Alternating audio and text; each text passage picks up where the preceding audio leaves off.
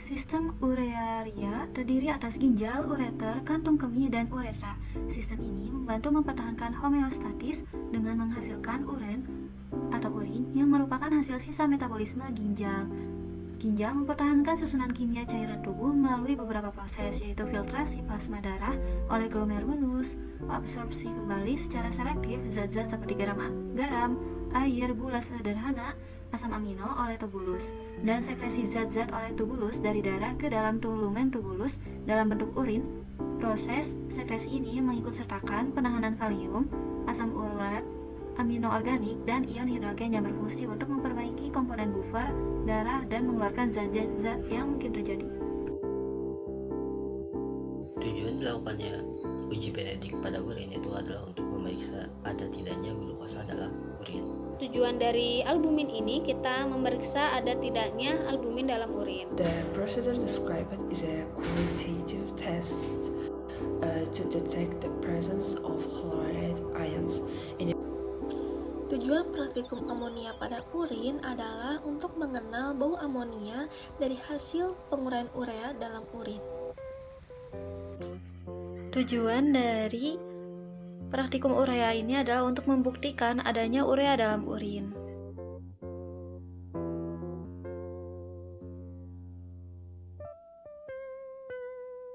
Larutan Benedict 3 ml per orangnya, lalu tabung reaksi per satu orangnya, pipet 2 buah, lalu urin 8 tetes per orangnya. Cara kerja yang pertama, didihkan 3 ml larutan Benedict dalam tabung reaksi. Kemudian tambahkan 8 tetes urin ke dalam larutan tadi dan panaskan lagi selama 1-2 menit, kemudian biarkan dingin. Nah, setelah itu amati adanya perubahan warna atau endapan yang terjadi. Bila hijau, kadar glukosanya adalah 1%, kalau kuning, kadar glukosanya 1,5%, orange 2%, dan merah itu 5%. Nah, ini adalah pengamatan berdasarkan tabel warna urin dan juga aplikasi spektrometer. Untuk alat dan bahan dari albumin ini, kita memerlukan larutan HNO3 pekat, tabung reaksi 6 buah, pipet 6 buah, gelas ukur 1 buah, dan urin sebanyak 3-5 tetes per orang. Ukur larutan HNO3 pekat menggunakan gelas ukur sebanyak 2 ml. Tuangkan ke dalam tabung reaksi masing-masing yang sudah diberi label. Selanjutnya, ambil urin per orang sebanyak 3-5 tetes. Selanjutnya, teteskan ke dalam tabung reaksi masing-masing secara perlahan dan lihat perubahannya berbentuk lingkaran seperti cincin.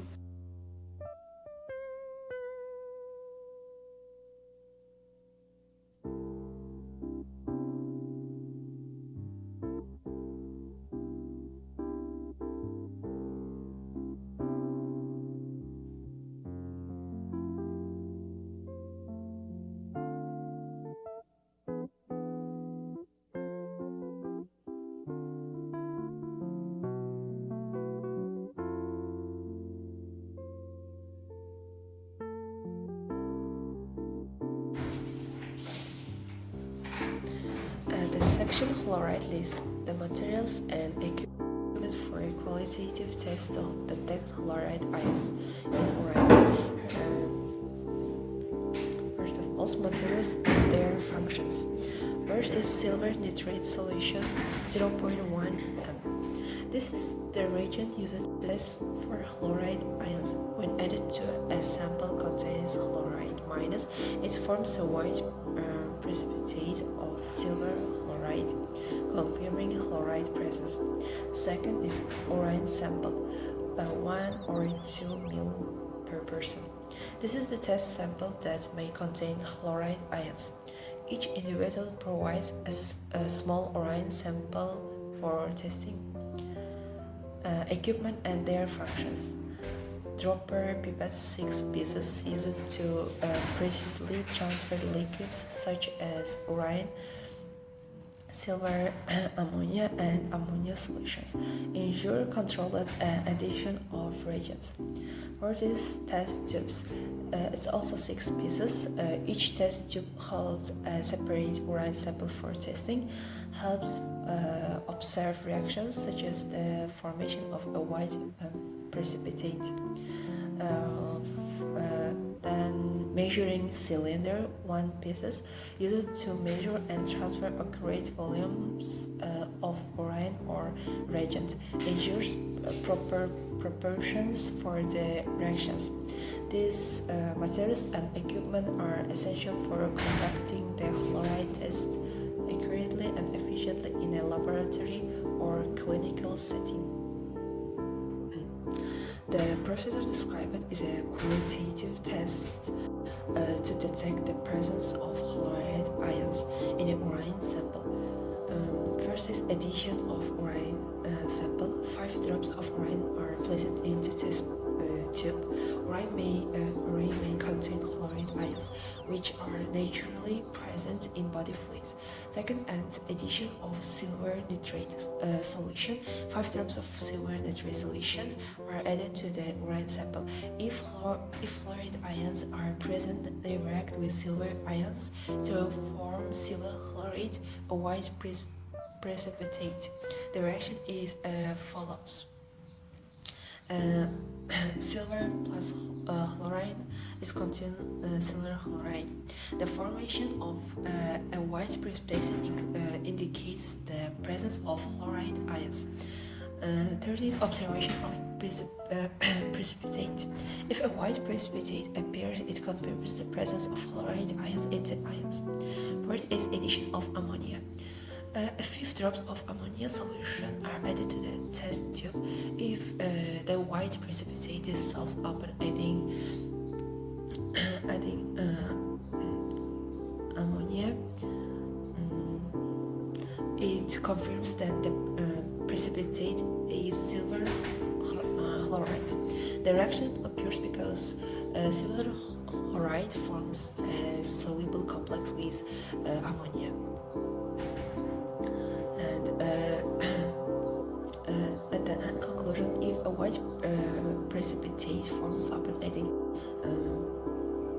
silver ammonia and dissolves upon adding ammonia, it confirms the presence of chloride ions in the urine.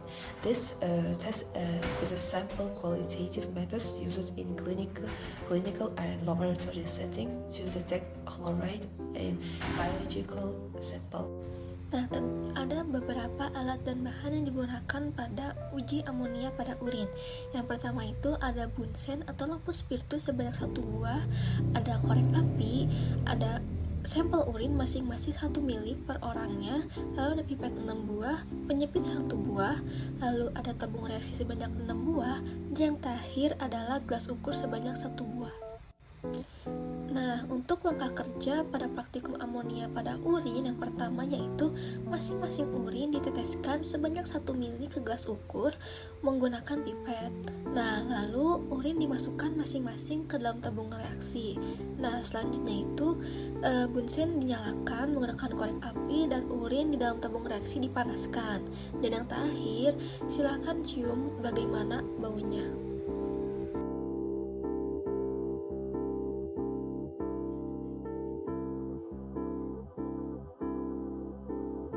Kemudian alat bahan yang digunakan, yang pertama ada objek gelas sebanyak 6 buah, urin 1 tetes per orang, asam oksalat 1 tetes per orang, dium hipobromid 1 tetes per orang, dan bunsen 1 buah.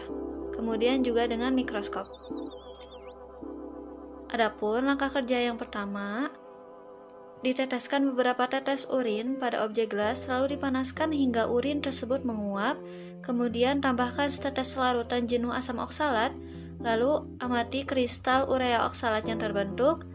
Kemudian tambahkan beberapa tetes larutan sodium hipobromid dan kemudian lihatlah pemuaian nitrogen yang tampak akibat dekomposisi urea.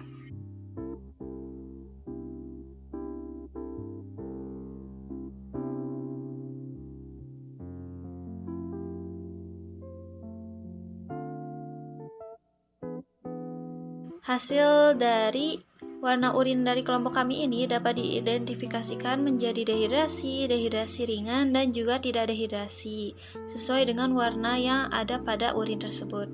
Praktikum yang kami lakukan dapat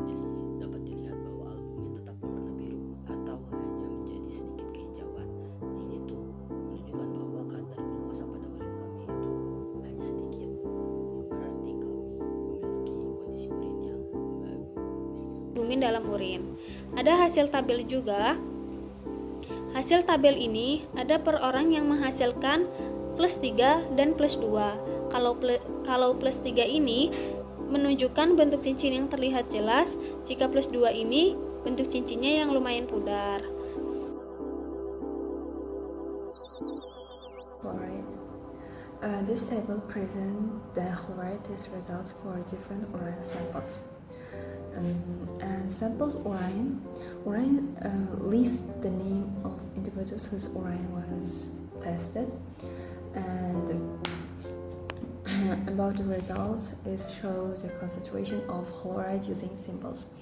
For example, there is Cornell, Jasmine, and Ryan have 3 plus, is mean high chloride concentration. There is Khadija, Yasmina, and Naila have 2 pluses. There is moderate chloride concentration. And provides an interpretation of the results. Kandungan chloride tinggi is high chloride content.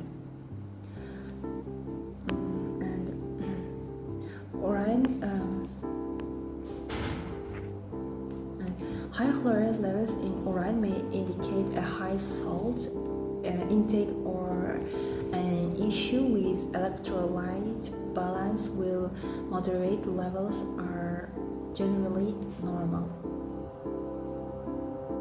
Nah, adapun pada hasil pengamatan pada praktikum urea, terdapat bahwa terdapat sedikit kristal oksalat pada urin Cornelia, juga Jasmine dan Yasmina dan juga Ryan. Sedangkan pada urin Naila dan Khadijah terdapat cukup banyak kristal oksalat. Pengujian glukosa pada urin dengan metode Benedict ini memanfaatkan sifat glukosa sebagai zat prereduksi, di mana glukosa akan mereduksi ion Cu2+ dari kuprisulfat menjadi Cu+. Dan Cu+ ini nanti akan membentuk endapan Cu2O, yaitu endapan tembaga oksida yang berwarna merah bata. Nah, apabila urin mengandung glukosa berlebih, keadaan ini biasanya disebut glukosuria, yang bisa disebabkan oleh diabetes, infeksi ginjal, gangguan hormon, ataupun pengonsumsian gula berlebih. Namun metode Benedict ini tidaklah seakurat metode kuantitatif, dan metode ini juga bisa memberikan hasil positif palsu, yaitu apabila urin mengandung zat prereduksi lain seperti vitamin C. Pembahasan dari albumin ini, pengujian albumin dalam urin ini menggunakan asam nitrat atau HNO3 bertujuan untuk mendeteksi adanya protein dalam urin, yang dikenal sebagai uji cincin Heller. Dalam percobaan ini, sebanyak 2 mili HNO3 dituangkan ke dalam gelas ukur, lalu ditambahkan 3-5 tetes urin secara perlahan. Jika urin mengandung albumin, akan berbentuk cincin putih di batas antara lapisan asam dan urin. Hasil positif pada uji ini dapat mengindikasikan adanya albuminuria yang dapat disebabkan oleh gangguan ginjal seperti nefritis, sindrom nefrotik, atau kondisi lain seperti hipertensi dan diabetes mellitus. Sebaliknya, jika tidak terbentuk cincin putih, berarti urin tidak mengandung albumin dalam jumlah yang terdeteksi. Jadi, kesimpulannya, jika cincin Heller menunjukkan bahwa terbentuknya cincin putih menandakan keberadaan albumin dalam urin, yang dapat mengindikasikan gangguan fungsi ginjal atau medis lainnya. Seperti itu. Here, this section explains the role of chloride ions in maintaining fluid balance, osmotic pressure, and acid-base equilibrium in the body. Chloride is excreted through urine, reflecting kidney function and electrolyte balance. The test uses silver nitrate, where chloride reacts to form a white precipitate of silver chloride. More precipitate, high chloride levels. Less or no precipitate, low chloride levels. Abnormal chloride levels may indicate electrolyte imbalances or kidney issues. Nah, Setelah sampel urin dipanaskan menggunakan bunsen, terdapat beberapa bau amonia pada urin yang menyengat dan ada juga yang cukup menyengat. Nah, urin yang normal itu sebenarnya mengandung urea dari hasil metabolisme protein. Nah, ketika urin dibiarkan terlalu lama di lingkungan yang lembab, lalu ada bakteri Proteus mirabilis atau Escherichia coli mengurai urea menjadi amonia dibantu oleh enzim urease, sehingga amonia menjadi bau tajam dan menyengat.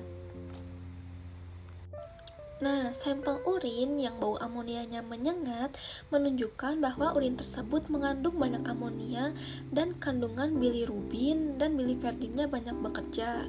Nah, apabila urin yang dihasilkannya itu memiliki bau yang cukup menyengat, maka urin mengandung amonia yang sedikit dan kandungan bilirubin dan biliverdinnya itu tidak terlalu banyak bekerja. Nah, urin yang memiliki bau menyengat bisa disebabkan oleh beberapa faktor, seperti mengonsumsi makanan atau minuman tertentu. Contohnya, jika kalian mengonsumsi petai dan jengkol, itu bisa mempengaruhi bau urin karena mengandung asam amino sulfur. Selain itu, urin yang berbau menyengat bisa disebabkan oleh kebiasaan kurang minum air putih, sehingga tubuh menjadi dehidrasi. Banyak atau sedikitnya kandungan air pada urin berpengaruh pada baunya loh. Apabila urin banyak mengandung air, maka bau yang dihasilkan tidak terlalu menyengat. Namun apabila urin yang mengandung air sedikit, maka baunya akan menyengat. Nah, urea adalah hasil akhir dari metabolisme protein yang bersifat toksik dan harus disekresikan oleh tubuh melalui urin. Dalam praktikum ini, keberadaan urea dalam urin dapat dibuktikan dengan menambahkan larutan asam oksalat untuk mengendapkan urea dengan bereaksi membentuk kristal urea oksalat. Adapun faktor yang memengaruhi pembentukan kristal oksalat ini seperti asupan makanan tinggi oksalat yang berkontribusi dalam pembentukan oksalat menurut Cleveland Clinic. Nah, selain itu, menurut National Library of Medicine, hidrasi tubuh dan pH urin yang terlalu asam atau basa dapat memicu pembentukan kristal. Bentuk yang dihasilkan pada tiap orang berbeda-beda. Apabila kristal oksalat yang terbentuk banyak, maka kristal mengendap dalam dan ginjal dapat menyebabkan terbentuknya. Apabila kristal oksalat yang terbentuk banyak, maka kristal oksalat dapat mengendap dalam ginjal dan dapat menyebabkan terbentuknya batu ginjal. Nah, kesimpulannya, tujuan dalam praktikum ini adalah untuk membuktikan adanya urea dalam urin, dan pada hasilnya urea terbentuk dalam kristal oksalat yang ada pada tiap orang dan bentuknya yang berbeda. Juga jumlah yang berbeda ini dipengaruhi oleh banyak faktor. Siklus perubahan glukosa di tubuh dimulai dari pencernaan karbohidrat di mulut. Makanan yang mengandung karbohidrat akan dicerna di mulut dengan bantuan enzim amilase. Enzim amilase ini memecah amilum menjadi gula disakarida. Selanjutnya, di usus halus, enzim laktase, maltase, sukrase akan mengubah gula disakarida menjadi monosakarida. Monosakarida ini kemudian diserap ke dalam aliran darah. Glukosa yang diserap akan masuk ke pembuluh darah dan akan diedarkan ke seluruh tubuh. Glukosa yang masuk ke dalam sel akan digunakan untuk proses respirasi seluler melalui siklus Krebs, glikolisis, dan transfer elektron. Hal ini untuk menghasilkan energi. Jika glukosa dalam tubuh berlebih, maka tubuh akan mengubahnya menjadi glikogen yang akan disimpan di dalam hati dan otot. Proses inilah yang dinamakan glikogenesis.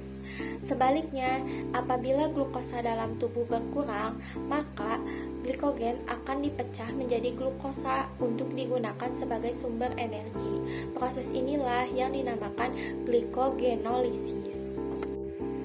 Proses perubahan glukosa dalam tubuh terjadi untuk menjaga homeostatis energi, yaitu keseimbangan antara suplai dan kebutuhan energi tubuh. Jika glukosa dalam tubuh berlebih, maka tubuh akan mengubahnya menjadi glikogen.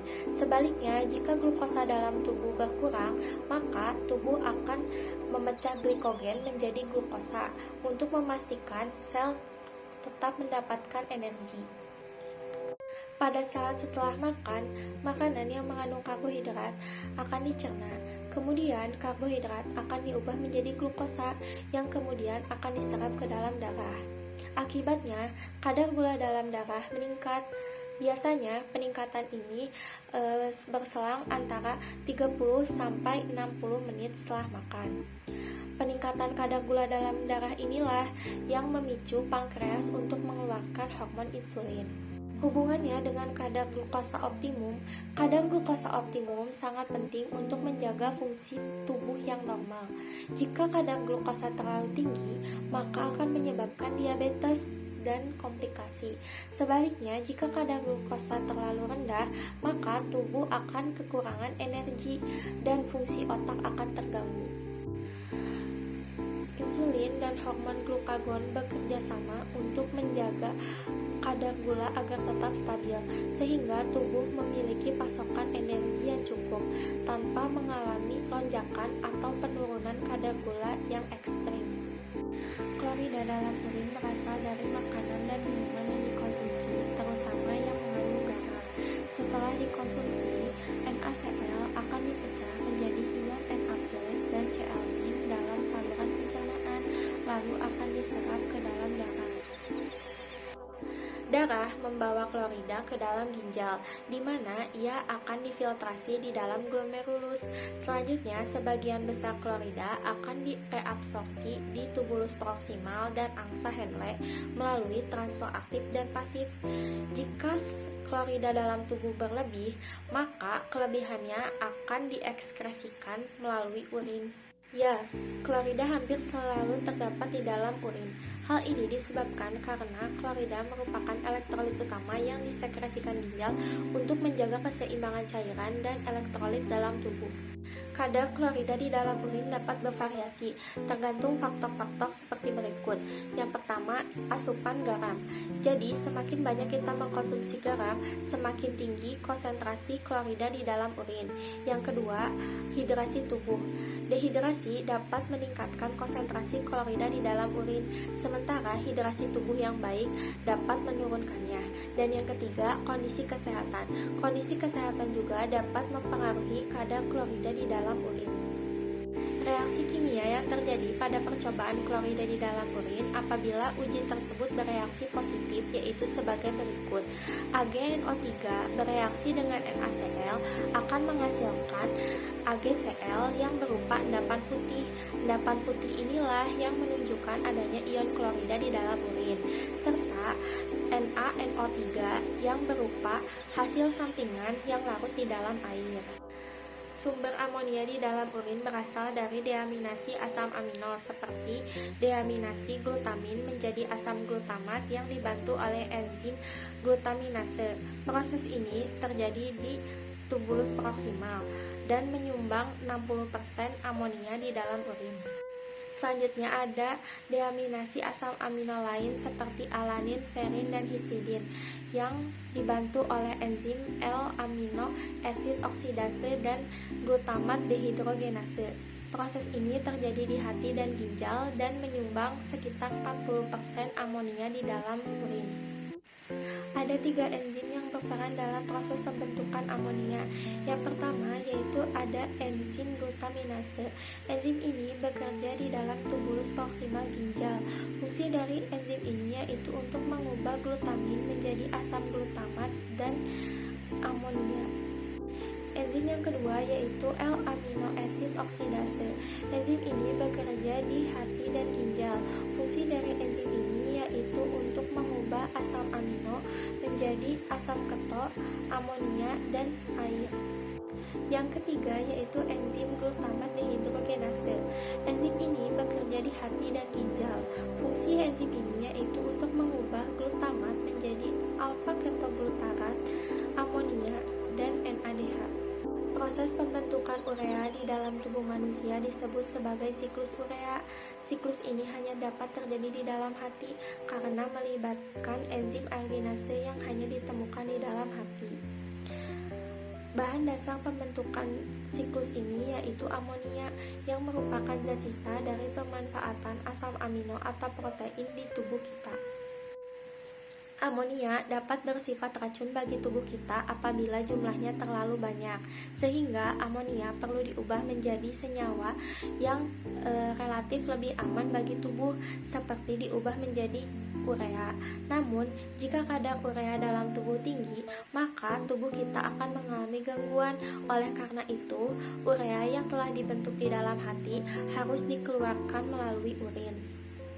Apa saja sih tahapan siklus urea itu? Yang pertama, amonia yang merupakan zat sisa dari pembongkaran asam amino akan dialirkan ke hati. Kemudian, amonia akan bereaksi dengan ornitin dan karbon dioksida membentuk sitrulin. Selanjutnya, sitrulin menangkap amonia dan bereaksi membentuk arginin. Kemudian, arginin dipecah oleh enzim arginase membentuk urea, air, dan ornitin. Urea akan dialirkan ke ginjal dan dibuang dalam bentuk urin. Sementara ornitin akan kembali menangkap amonia seperti pada tahap awal siklus urea. Urea yang dihasilkan dari siklus urea akan masuk ke dalam aliran darah dan dibawa ke ginjal. Di ginjal, darah yang mengandung urea akan difiltrasi di glomerulus dan membentuk filtrat glomerulus. Sebagian besar air dan zat-zat penting seperti glukosa, ion, dan asam amino akan direabsorpsi kembali di tubulus proksimal dan tubulus distal, sementara urea akan tetap berada di dalam filtrat. Setelah melalui proses reabsorpsi dan sekresi, filtrat yang mengandung urea akan mengalir ke tubulus colectivus menuju pelvis renalis dan diteruskan ke ureter. Dari ureter, urin disimpan sementara di dalam kandung kemih hingga akhirnya dikeluarkan melalui uretra pada saat kandung kemih penuh.